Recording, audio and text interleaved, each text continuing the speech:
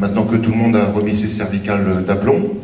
Et je vous propose de passer un petit moment assez grand avec monsieur le préfet Guyot, qui est président du directoire de la SGP, monsieur Bentouta et monsieur Bana, qui pendant 25 minutes, mais pas plus, voire un peu moins, vont nous présenter vont nous faire le point sur le Grand Paris Express. C'est à vous, messieurs. Merci beaucoup. Je voudrais saluer monsieur Gérard Sécura, monsieur le président de Paris Porte Nord-Est, maire d'Aulnay-sous-Bois. Saluer également les parlementaires, les maires ici présents sur la tribune, monsieur Klein, monsieur Gatignon, monsieur Lemoine. Remercier également l'ensemble des élus présents, conseillers régionaux, conseillers généraux, les acteurs économiques, les acteurs du monde associatif, monsieur le représentant du préfet de région, saluer également les représentants des établissements publics d'aménagement, les EPA, monsieur Fingeppel également, l'ensemble des services municipaux, des départements et de la région, et vous dire que je suis très heureux d'être ce soir à vos côtés comme partenaire du développement de ce territoire dans le cadre de l'association que vous portez ensemble au profit du territoire. C'est sur ce territoire, vous vous en souvenez, que nous avions lancé les sondages de reconnaissance des sols à Aulnay pour un moment important, puisque ça manifestait pour la première fois les premiers travaux sur le site du futur Grand Paris Express. Et je voudrais saluer également le dynamisme de ce territoire, l'initiative des maires et des acteurs économiques qui sont présents, que vous allez formaliser dans le cadre d'un CDT. Et vous savez à quel point le préfet Jean Daubigny porte les projets de CDT. La Société du Grand Paris a un rôle d'assistance et de conseil. Et je voudrais vous remercier pour tout l'appui que vous nous apportez au quotidien dans la préparation de ce grand projet du Grand Paris Express. Alors vous savez, le gouvernement et l'État ont reconnu ce dynamisme et la nécessité d'apporter toute leur aide. La meilleure preuve, c'était la présence le 6 mars dernier au croisement de la ligne 16 et de la ligne 15 à Noisy-Champs du Premier ministre, avec Madame Duflot, notre ministre de tutelle, qui porte le projet, qui insiste toujours sur la dimension vie quotidienne de ce grand projet, la présence de plusieurs membres du gouvernement pour une séquence au cours de laquelle le chef du gouvernement a rendu les arbitrages sur le nouveau Grand Paris. Également très important, le choix, la décision du gouvernement de mettre cette ligne 16, qui va donc de Noisy-Champs jusqu'à Saint-Denis, en passant par votre territoire, comme priorité numéro 2, j'allais dire, puisque la première ligne qui sera mise en service en 2020, c'est le tronçon sud de la ligne rouge, et puis ensuite, c'est votre territoire qui va être desservi avec un horizon de mise en service en 2023. Et nous, Société du Grand Paris, nous sommes là pour mettre en application les décisions de l'État et des collectivités locales, pour tenir le calendrier fixé par le gouvernement, c'est fondamental, et pour répondre aux attentes des élus et des habitants. Nous avons présenté il y a un mois le planning de chaque tronçon, et donc de cette ligne 16 qui vous intéresse, qui nous intéresse, lors de conférences de tronçons qui ont réuni tous les partenaires, où on a montré concrètement comment ça allait se passer. On va y revenir dans la présentation. Pour mettre en service en 2023 un métro adapté. Ça veut dire quoi? Un métro qui s'adapte au territoire, qui s'adapte à la demande, qui s'adapte aux besoins des gens, aux besoins des habitants. Et un métro adapté, c'est un métro qui non seulement va répondre à la demande, à sa mise en service, mais qui va aussi présenter des réserves de capacité pour les décennies à venir. C'est très important parce que c'est un métro qui sera à la pointe du progrès, qui sera rapide. Le petit film que l'on vient de voir est extrêmement éclairant, et il montre à quel point ça va changer la donne, ça va changer la vie des gens, ça va permettre à ce territoire de se développer. Et donc un métro adapté, ça n'est pas du tout, je vous l'ai dit très clairement, un métro dégradé, c'est un métro au contraire, qui sera dans un réseau, on va y revenir dans le cadre de la présentation plus détaillée, mais qui va répondre à votre attente. Nous aurons également sur ce territoire, en accord et en étroite concertation avec les maires et la population, une concertation renforcée à la fin de l'année 2013. Qu'est-ce que ça veut dire? Ça veut dire que pour que nous avancions, nous avons besoin d'élaborer un dossier d'enquête publique qui sera prêt pour la fin de l'année. Et avant l'enquête publique, nous souhaitons revenir vers les habitants, vers les associations, vers les entreprises, comme on l'a fait sur la ligne 15 Sud, entre Pont-de-Sèvres et Noisy-Champs. Nous souhaitons revenir vers vous pour vous présenter très concrètement comment ça va se passer. Cette concertation renforcée, nous vous proposons de la tenir en novembre ou décembre de cette année. Et puis, vous savez, la Société du Grand Paris, elle peut jouer, au-delà de son rôle de constructeur de métro, elle peut jouer un rôle en termes de valorisation, d'aménagement, de développement.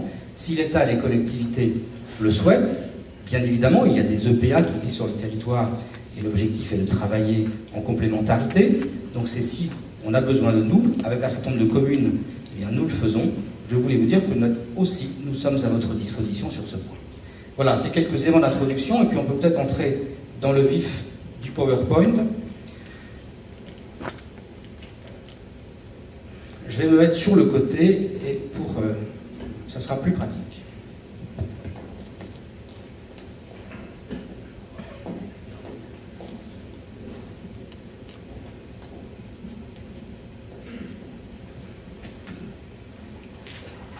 Voilà, vous avez sous les yeux la carte du nouveau Grand Paris.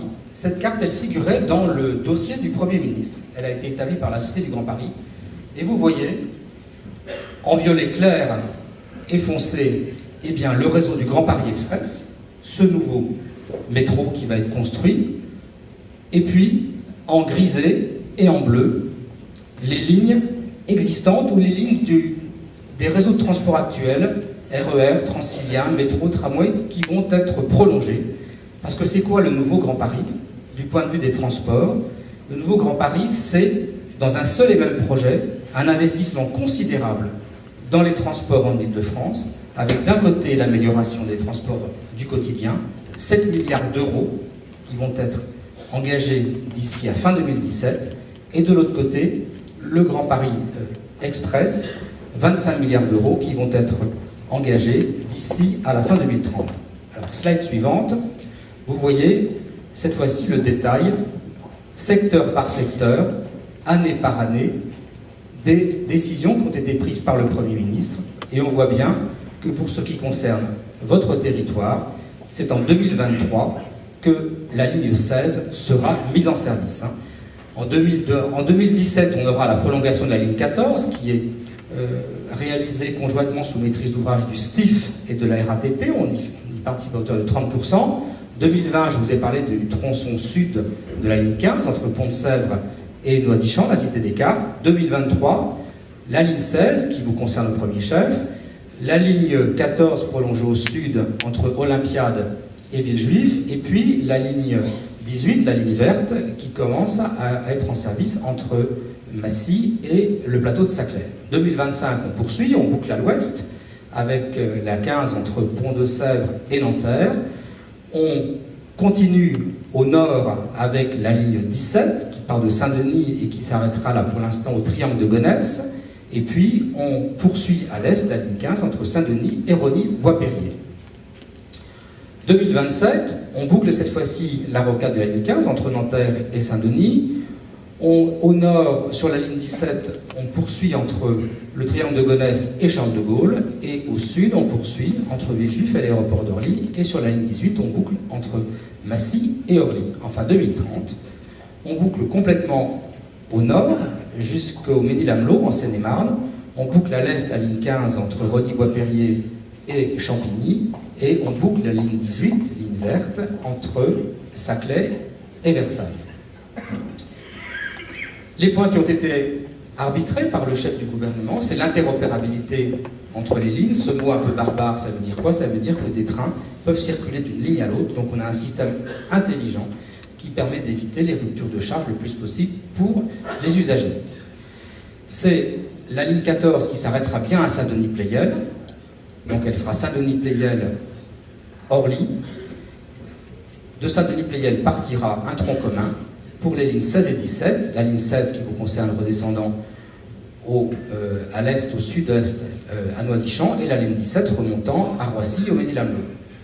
C'est l'adaptation des lignes de métro automatique au trafic et aux demandes des territoires, donc le caractère adapté des différentes lignes, tout en maintenant les réserves de capacité fondamentales. On ne construit pas un métro pour 5 ans mais pour des décennies. Et puis la confirmation, ça ne vous concerne pas, mais un certain nombre d'autres secteurs du Grand Paris, des gares qui étaient jusqu'à présent encore à titre hypothétique, conservatoires, et qui ont toutes été confirmées par le chef du gouvernement. Les coûts, ce qui concerne le Grand Paris Express, c'est un peu plus de 22,6 milliards d'euros pour donc le prolongement de la ligne 14 au sud et au nord, les lignes 15, 16 et 17, et quand on dit la ligne 15, c'est la partie de la ligne rouge et de l'ancienne ligne orange, qui est à la charge totale de la Société du Grand Paris.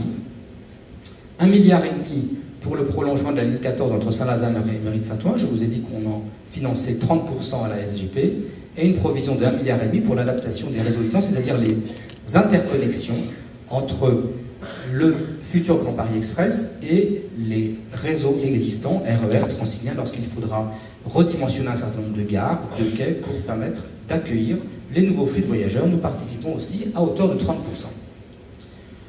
Le chef du gouvernement a souhaité que l'on puisse optimiser le plus possible le projet, c'est-à-dire tout en gardant les réserves de capacité, tout en ayant un métro à la pointe du progrès, regarder comment on pouvait optimiser. Nous avons donc 3 milliards d'optimisation à réaliser. Nous travaillons étroitement actuellement avec l'État, le STIF et la région pour regarder ce point.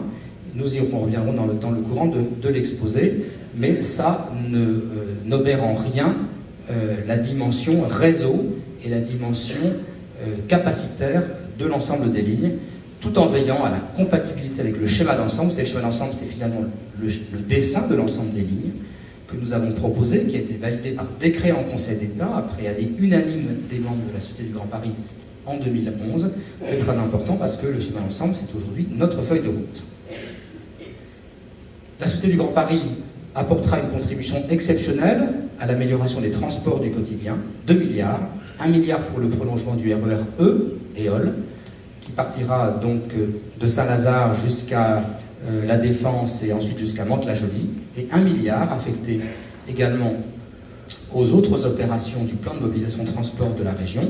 À titre d'exemple, le prolongement de la ligne 11 entre Rosny jusqu'à Rosny-Bois-Perrier, mais le Premier ministre avait cité également les schémas directeurs des RER ou le barreau de Gonesse.